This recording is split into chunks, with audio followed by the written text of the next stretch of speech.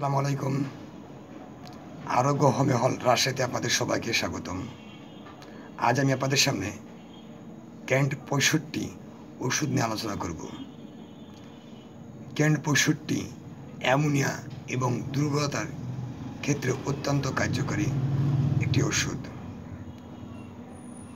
এটি একটি homeopathic combination potency drop.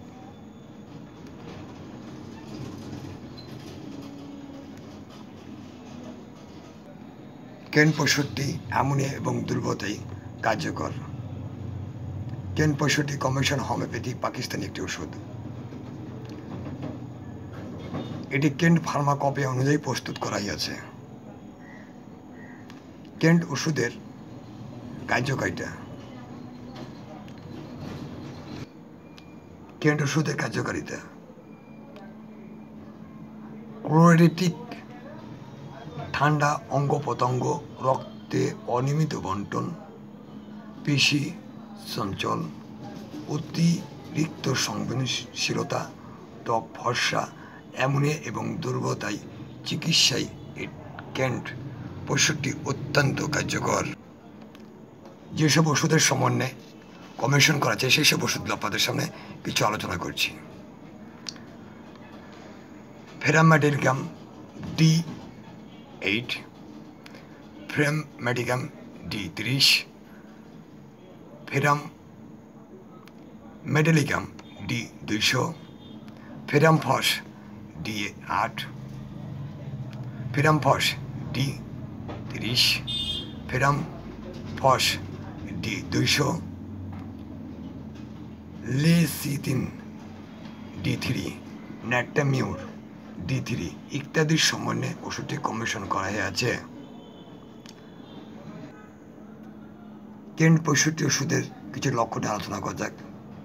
Ammonia আয়রনের ঘাটতির ফলে রক্তের রেড ব্লাড সেল এর পরিমাণ কমে যাওয়ার ফলে রোগীকে ফ্যাকাশে তা দেখায়, দুর্বলতা এবং ক্লান্তি দেখা দেয়।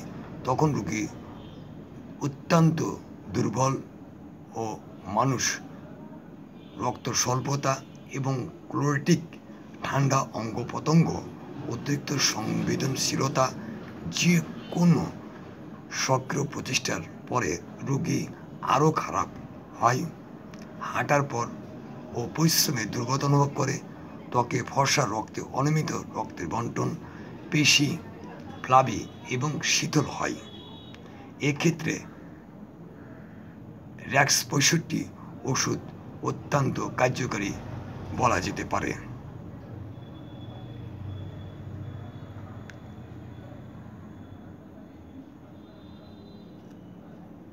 কেন্ট ৬৫ ওষুধ সেবনে রক্তে হিমোগ্লোবিনের পরিমাণ বাড়ায়, দেহের অবস্থা আরও ভালো করে, অ্যামোনিয়া সেরে যায়, স্নায়ু বিকাশ ও অনিদ্রা দূর করে, রক্তে রোহিত কণিকা বৃদ্ধি পায়, মানসিক অবসাদ এবং সাধারণ শারীরিক দুর্বলতা দূর করে, ক্লান্তি, দুর্বলতা, ছোট ছোট শ্বাস ও মাংসের ক্ষয় ও সাধারণ লক্ষণগুলি উন্নত করে। এই কেন্ট ৬৫ ওষুধের বোঝা যাচ্ছে যে যদি কোনো রোগীর ক্ষেত্রে যেমন মাসিক হয়, এক্ষেত্রে যদি পর্যাপ্ত পরিমাণে রক্ত যদি যায়, সেক্ষেত্রে রোগী যদি দুর্বলতা অনুভব করে, ক্লান্তি অনুভব করে, রোগীর মুখ যদি হলুদ এবং ফ্যাকাশ হয়ে যায়, সেক্ষেত্রে কেন্ট ৬৫ ওষুধটি অত্যন্ত একটি কার্যকরী মেডিসিন। ওষুধটা খাবেন কী করে? কেন্ট ৬৫ ওষুধ সেবন বিধি: প্রাপ্তবয়স্ক ব্যক্তিরা ১৫ ফোঁটা ওষুধ ১ ঢোক পরিমাণ মতো পানিতে মিশিয়ে পানিটা ভালোভাবে ঝাঁকিয়ে ৩ বার সেবন করুন, সকালে, দুপুরে, রাতে, অথবা একজন রেজিস্টার্ড হোমিওপ্যাথি চিকিৎসকের সঙ্গে পরামর্শ করে ওষুধ সেবন করুন। শিশুরা ৭-৮ ফোঁটা ওষুধ ১ ঢোক পরিমাণ সমান পানি ভালোভাবে ঝাঁকিয়ে ৩ বার সেবন করুন, সকালে, দুপুরে ও রাতে। কেন্ট ৬৫ ওষুধের কোনো পার্শ্ব প্রতিক্রিয়া নেই। তারপরে যদি কোনো পার্শ্ব প্রতিক্রিয়া দেখা দেয় সেক্ষেত্রে অবশ্যই একজন রেজিস্টার্ড হোমিওপ্যাথি চিকিৎসকের পরামর্শ গ্রহণ করবেন। 10-65 ওষুধ নিজে নিজে খাবেন না। ওষুধ খেলে অনেক সময় শারীরিক ও মানসিক ক্ষতি হতে পারে। ওষুধ সেবনের পূর্বে অবশ্যই একজন রেজিস্টার্ড হোমিওপ্যাথি চিকিৎসকের সঙ্গে পরামর্শ করে ওষুধ সেবন করবেন।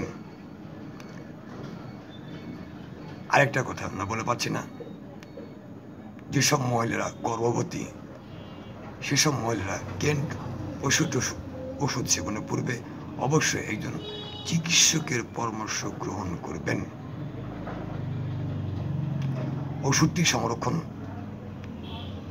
সুগন্ধ দুর্গন্ধ থেকে দূরে রাখবেন, শিশুদের নাগালের বাইরে রাখবেন, শীতল ও শুষ্ক স্থানে রাখবেন।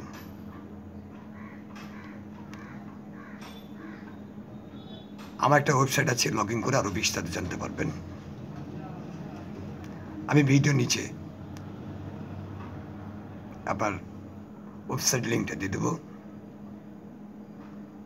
আমি তারপর লগ ইন সাইটটা বলছি, arogohomeohall.xyz। আবারও বলছি, arogohomeohall.xyz। লগ ইন করে আপনারা বিস্তারিত আরও জানতে পারেন।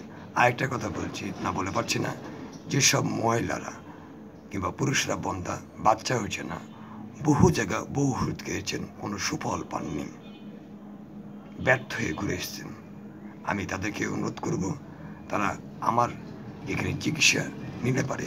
আশা রাখা যায় আপনারা ভালো হবে, এটা আমি একটু বলতে পারি। আল্লাহ যদি সহায় থাকে সেক্ষেত্রে অবশ্যই আপনার কোলকে আলোকিত করতে সক্ষম।